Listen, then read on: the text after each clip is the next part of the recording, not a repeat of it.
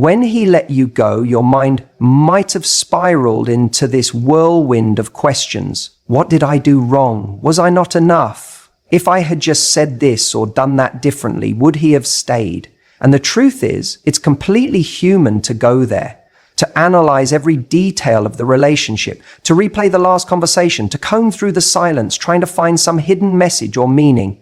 But here's what I need you to hear, maybe louder than anything else I'll say. His decision to let you go does not define your worth. It's easy to tie our self-esteem to the actions of someone we care about, especially when it's someone we gave our heart to. You think, if he couldn't love me, how can I believe I'm lovable? That's the mistake. That's the trap. Because someone's inability to hold space for you, to show up for you, to commit to you, isn't proof that you were too much or not enough. It's simply proof that he wasn't capable of giving what the relationship required. You could be the most emotionally intelligent, caring, radiant person in the room and still be undervalued by someone who isn't ready to receive or reciprocate that. When someone lets you go, it says something about where they are, their fears, their limitations, their emotional availability, their own blueprint of love and relationships. But it says nothing about your capacity to love, your value, or the joy you bring into someone's life. Sometimes we confuse rejection with a verdict on who we are. We think he walked away because I wasn't good enough to make him stay. But maybe the truth is, you were too real for someone who still wanted to play game. Maybe you showed up with clarity while he was still addicted to confusion. Maybe your maturity highlighted his immaturity. Maybe you were ready and he was not. That doesn't make you unworthy. That makes you ahead. That makes you aware. That makes you someone who deserves a deeper kind of love. The kind that doesn't leave when it gets uncomfortable, but leans in. The kind that doesn't walk away at the first sign of vulnerability, but meets it with courage. That's the kind of love you're capable of giving, and that's the kind of love you should wait for. But here's where it gets tricky, because he might let you go and still keep his foot in the door. You know what I mean. He stops calling, stops showing up, says he needs space, but every now and then he sends a message, likes a post, tells you he misses you, and it pulls at you because you still have a heart, you still have history, you still have that soft spot that remembers the good moments. That kind of inconsistency can make you question everything. It can make you hold on just a little longer, hoping that maybe he'll come back. Maybe he's just confused. Maybe he needs time. But here's the thing. When someone lets you go, but keeps trying to emotionally access you, it's not love. That's control. That's ego. That's someone who doesn't want you, but also doesn't want anyone else to have you. And you deserve better than that. You deserve the kind of connection that doesn't make you feel like you have to audition every day to be chosen. You deserve to be someone's certainty, not their option. And if someone couldn't see your value when you were fully present, they don't suddenly deserve access when you're finally pulling away. It's not your job to convince someone to stay. It's not your responsibility to shrink, chase, or prove your worth. Love that has to be earned through struggle isn't love. It's survival. And you were not made to survive relationships. You were made to thrive in them. You were made to be seen, respected, heard, and valued. Not in fragments, but fully. Sometimes people leave because they don't want the responsibility of your heart. Sometimes they're intimidated by your honesty, your clarity, your strength. And instead of rising to meet you there, they retreat. And you think that means you should soften your light, dim yourself down, so you're easier to love. No, never. You don't reduce your shine for someone who's afraid of the brightness. You find someone who sees it and thinks, God, I'm lucky to have found this. And until you find that, you hold yourself to a higher standard, not because you're cold or closed off, but because you've done the work to know who you are and what you deserve. It's going to hurt, yes, especially when you were ready to build something real. But pain doesn't always mean you've lost something good. Sometimes it's just the process of releasing something that was never aligned with your future in the first place. And that's not just healing, that's transformation. Let him go. Not with anger, not with bitterness, but with truth, with grace, with a quiet knowing that says, I may not have been what you were looking for, but I am exactly what someone else is praying for. And that someone, they won't let you go. So let him go and let yourself grow. He let you go thinking you'd still be there. Maybe not physically, but emotionally. He assumed he still had a place. He thought you'd keep the door slightly open, that no matter what happened, there'd still be some part of you waiting for a change of heart, waiting for him to realize what he lost, waiting for him to circle back and say, I made a mistake. And honestly, that's what a lot of people do. They let someone go, but deep down, they don't really believe that person will actually move on. Because up until now, you've probably shown him, intentionally or not, that your heart was still invested, that no matter how much time passed or how much space grew between you, he still had a seat at the table. He still had access. And you might not have said it out loud, but maybe your actions hinted at it. Liking his posts, responding to his stories, replying to that late night, how have you been, with a warmth he didn't really earn. He let you go, but with a quiet confidence that you'd stay emotionally available, that he could find his way back whenever he wanted. He counted on your loyalty, even after he stopped choosing you. But here's where everything changes. When you stop playing that role, when you decide to not just accept his choice, but match it, when you stop keeping a candle burning in the window and start locking the door behind you as you walk into your next chapter. That's when everything shifts. Not just for him, but for you. Because, let's be honest, holding on to someone who already walked away is a kind of emotional purgatory. You're not together, but you're not truly free either. It's like your life is on hold, waiting for a script rewrite, waiting for the plot twist where he comes back. And while you're waiting, you're missing what's in front of you. Opportunities, people who actually see you, and the beautiful growth that only comes from letting go fully. There's a part of you that might feel like walking away completely is giving up, but it's not. Giving up is what he did when he stopped fighting for you. Choosing yourself now isn't giving up. It's finally stepping out of a one-sided story and into your own. He expected you to stay emotionally available, to always respond with kindness, to never truly close the door. And maybe he even confused your kindness for weakness. But here's the truth. Kindness is powerful, and when you pair it with boundaries, it becomes unshakable. Letting go with grace is one of the strongest things you'll ever do, because it says, I still care about myself enough to stop giving energy to someone who isn't choosing me. That's not weakness. That's growth. That's strength. And sure, maybe he'll come back. Maybe he'll reach out once he realizes your energy is no longer orbiting around him. But by then, something will have changed. You will have changed. Because the person you're becoming, she doesn't wait for breadcrumbs. She doesn't entertain half efforts. She's too busy building a life that feels whole, with or without him in it. The funny thing is, he probably expected you to linger in the shadows of what you had. But you weren't put here to live in shadows. You were meant to shine. And that light, it's not dependent on him. It never was. It was always yours. You just forgot for a moment while you were focused on someone else's reflection.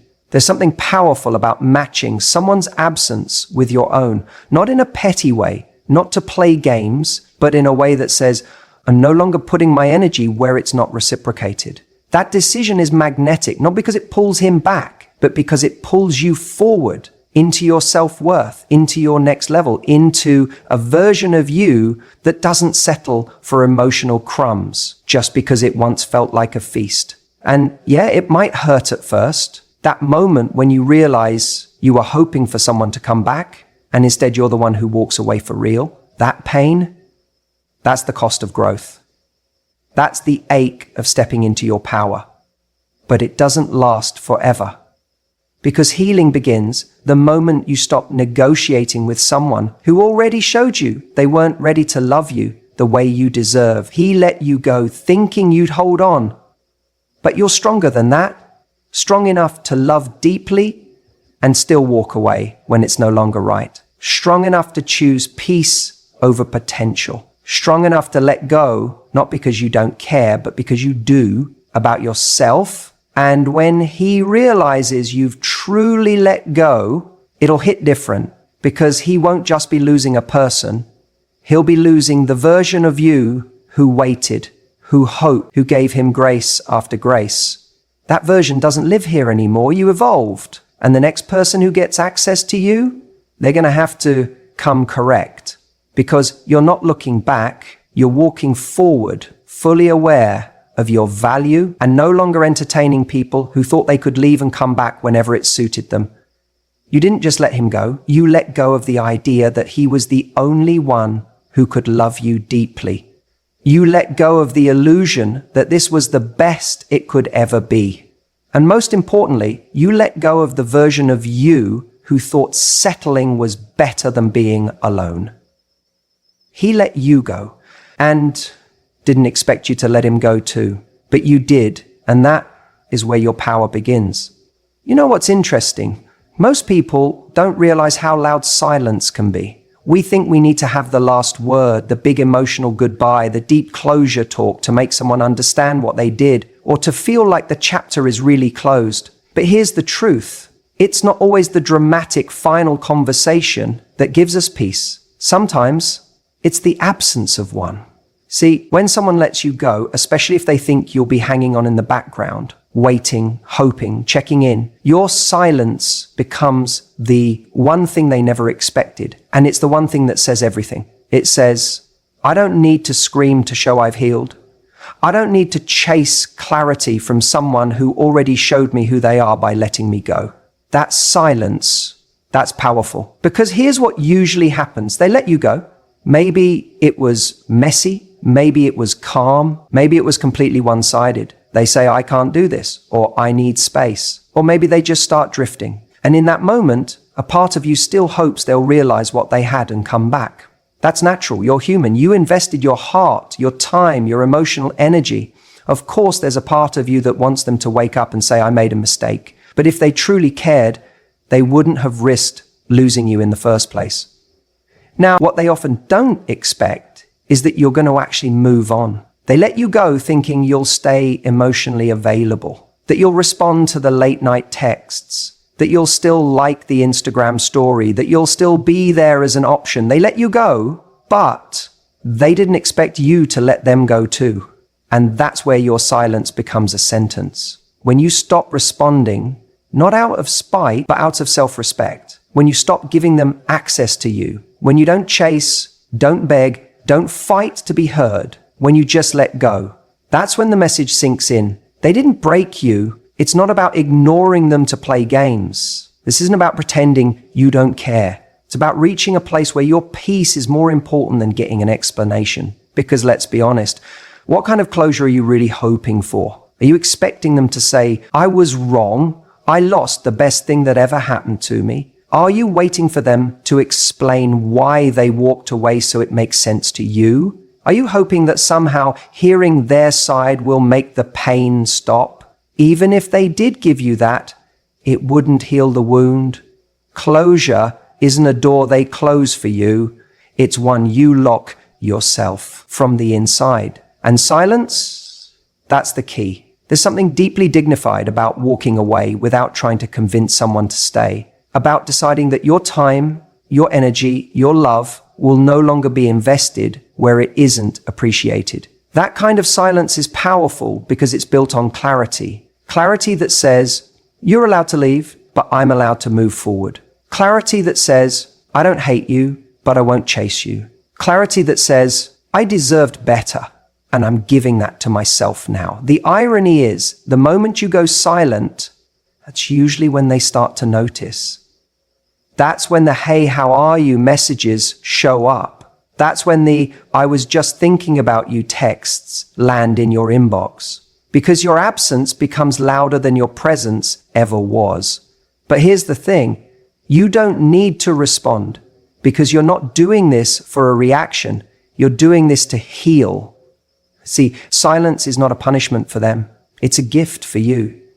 It's a space where you stop hoping, stop explaining, stop trying to prove your worth to someone who couldn't see it. It's where your energy stops leaking into a dead connection and starts fueling the life you're building without them. That's the real closure. Not a conversation, not an apology, not a rehashing of the past. It's you living fully in the present. And maybe, yeah, they'll regret it. Maybe they'll realize they let go of something rare. Maybe they'll wish they had done things differently. But by then you'll be long gone, not bitter, not angry, just over it. You'll be too busy being loved properly by someone who doesn't need to lose you to recognize your value. So stop waiting for the final word. You don't need it. Let your silence do the talking. Let your peace be the closure. Let go for real this time, because the most powerful thing you can ever say is nothing at all. I want you to hear that again, not just with your ears, but with your heart. Letting go is not a weakness, not a surrender, and definitely not a sign that you've lost. Letting go is a decision rooted in strength, in dignity, and in a deep belief that you deserve more than being someone's second thought. It's one of the most powerful things a person can do, not because it's easy, but because it's the opposite. It's hard, it takes courage, it takes knowing that even though a part of you still aches for the past, you're no longer willing to make your home there. Here's the thing, when someone lets you go, consciously or not, they're betting on the idea that you won't. They think you'll hold on emotionally, that you'll stay available, stay stuck in limbo, maybe even keep a small part of your heart reserved for them. They expect the door to remain half open just in case they ever want to walk back through it. And often, we oblige. We keep that door cracked, don't we? Not because we're naive, but because we're human. We loved, we gave, we invested, we hoped. So it's not bitterness that makes it hard to move on. It's the memory of what we once had and the belief that maybe, just maybe, we could have it again. But at some point, you have to ask yourself, what does it cost to keep holding on? How much of your peace, your energy, your future are you sacrificing by keeping one eye on a door that's already closed? Letting go isn't about pretending it didn't hurt. It's not about saying, I never cared, or it never mattered. It did. It mattered deeply. But you're choosing to stop bleeding for someone who couldn't even bring themselves to show up for you consistently. That's not bitter. That's wise. And here's what people don't talk about enough. Letting go isn't always loud. Sometimes it's quiet. It happens in small moments. The moment you stop checking your phone every hour, the moment you don't stalk their profile, the moment you stop replaying old conversations, trying to decode what went wrong. It's in the moment you start choosing peace over the chaos of confusion. It's not a declaration shouted into the void. It's a quiet reclaiming of your time, your mind, your heart. Some people only realize what they had after they've let it go. That's their journey. That's their lesson. But yours is to walk forward, not to wait for someone to realize your value in hindsight, but to find someone who sees it right now, clearly, fully, and without hesitation. Letting go is also not about revenge. It's not, I'll show you what you missed. That's still giving energy to the past. It's about getting to a place where you genuinely don't need them to see it. You see it, you feel it, you live it. There's something so freeing about no longer being tethered to someone else's indecision. When you let go, you stop waiting for a text that might never come. You stop hoping for clarity that they may not even have themselves. You stop negotiating your self-worth based on someone else's ability or inability to show up. Think about it. What would your life look like if you redirected every ounce of energy you've spent hoping for a return and invested it into your own growth, your own happiness, your own healing? You'd become someone unrecognizable in the best way. Someone whose life is so rich and full and grounded that even the memory of the person who couldn't choose you fades into something distant, like a lesson from another lifetime. Letting go isn't about forgetting. It's about freeing. It's about taking your power back from the past and using it to create something better. Because you don't owe your future to someone who let go of you. You owe it to the person you're becoming. And maybe the hardest part about letting go is accepting that you may never get the closure you thought you needed. You may never get the apology, the explanation, the recognition. But closure doesn't come from them, it comes from you. It's the moment you stop waiting and start deciding that your peace matters more than their presence, that your joy matters more than their return, that your joy matters more than the hope of reconciliation. You're not bitter for letting go. You're just done choosing someone who wouldn't choose you back. And that's not weakness. That's evolution. That's self-respect. That's love, real love, the kind you give to yourself when you realize you deserve more. So if he let you go, don't just sit there with your hands open, waiting for him to come back. Stand up, walk forward, because what he didn't expect was that you'd let him go too. It's funny, isn't it, how we sometimes secretly hope they're watching, that maybe, just maybe, they're checking our stories, reading between the lines of our captions, wondering how we're doing without them. That quiet wish for them to see us smiling, thriving, living our best life, and maybe feeling a little sting of regret. I get it. That feeling is human. After all, when someone lets us go, it's easy to start crafting our healing around the idea that one day they'll see what they lost, that maybe they'll finally understand, that maybe we'll get that satisfying moment of "I told you so." But let me ask you this. If your healing depends on whether or not they notice it, is it really healing? Here's the truth. Healing isn't a performance. It's not a show. It's not something you do so they'll miss you. It's something you do so you can finally stop missing them. Healing is not about posting the right photo or saying the right thing to provoke a response. It's about finding peace so deep that their response, or lack of it, stops mattering altogether. When he let you go, he assumed you'd be stuck in that space where he left you, emotionally paused, still hoping, still waiting. He didn't expect you to build a new life from the rubble he walked away from. That's the part they rarely prepare for, the version of you that doesn't just survive the heartbreak, but rises because of it. And the irony? The moment you truly stop caring if they see your growth, your happiness, your glow up, that's often when they come back around. Not because they've changed, not because they've had an epiphany, but because your energy is no longer orbiting around them, and because you're no longer emotionally available to fill the gaps in their life. You've closed that chapter quietly, powerfully, without fanfare. That's the kind of healing that hits different, not the kind they can see, but the kind they can feel. That shift in your energy, that softness in your smile that says, "I've moved on and I'm not looking back." And when I say this, I don't mean you have to pretend to be okay when healing isn't faking it. It's not waking up one morning and suddenly being over everything. It's a messy, non-linear process. It's nights where you still wonder why, mornings where you still check your phone out of habit. It's battling with those moments of weakness and still choosing strength anyway. But as you go through that process, don't build your progress on the idea that one day he'll see it, that one day he'll scroll through your feed and regret what he lost. Because if that's your motivation, then your healing is still about him. And that's giving him way too much power. Let your healing be about you, about the peace you want to wake up with, about the confidence you want to carry into every room, about the love you want to feel within yourself before anyone else ever gets the chance to experience it. You see, when your healing becomes personal, when it becomes something sacred, something internal, then no one can take it away from you, not even him. He doesn't need to see the version of you that's glowing.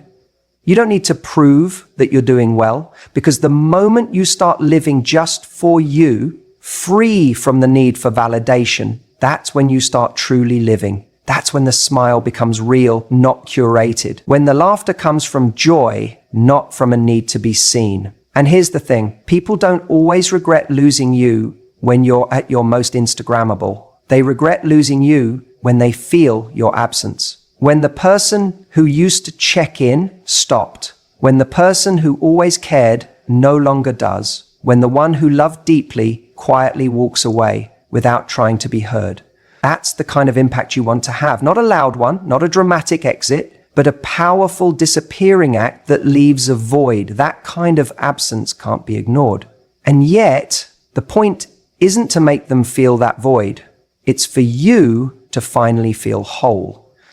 You don't need to be seen by someone who couldn't value you the first time. Letting go means no longer placing your worth in someone else's awareness. It means no longer waiting to be acknowledged. You are not a memory waiting to be cherished. You are a person choosing to live. And what a beautiful thing it is to live. To wake up one day and realize the ache is gone, that your heart doesn't tighten at the thought of him anymore, that your peace, your laughter, your sense of self, they all came back. Not because he returned, but because you did. That's the quiet miracle of letting go. No fireworks, no dramatic closure, just this stillness that arrives like a sunrise, slowly, gently, but completely. And in that stillness, you start to rebuild. You start to see yourself again, not through his eyes, but through your own. And your eyes, my friend, are the only ones that ever truly mattered. So yes, he may have let you go thinking you'd never truly walk away. But here you are, healing, growing, glowing. And whether or not he sees it, that's irrelevant because you do. Letting go is one of the hardest things we ever have to do in relationships. We convince ourselves that holding on means we're trying, that we're putting in the effort, that we're fighting for what's worth fighting for. But the truth is, letting go isn't a sign of defeat. It's not giving up. It's not an act of weakness. Letting go is one of the most powerful decisions you can make for yourself. It's choosing yourself. It's finally drawing the line and saying, I will no longer wait in uncertainty. No longer sacrifice my peace, my future, or my happiness for someone who isn't willing to meet me halfway. You see, when you let go, you take your power back. You reclaim the control you gave away in the hope that things would change, that love would prevail, or that he would come around. But here's the thing. When someone lets you go, they've already made their choice. And while you may want to believe that your love or your effort can change their mind, the reality is that letting go is as much their decision as it is yours. And it's in that moment, that decision to release them, that you have the opportunity to rediscover who you are, what you want, and who you're meant to be. Too often we spend too much time worrying about whether he's going to miss us, whether he's going to realize what he lost, or whether he's going to come back and give us the closure we crave. But the truth is, healing doesn't depend on him seeing your growth or feeling your absence. Healing isn't about him at all. It's about you.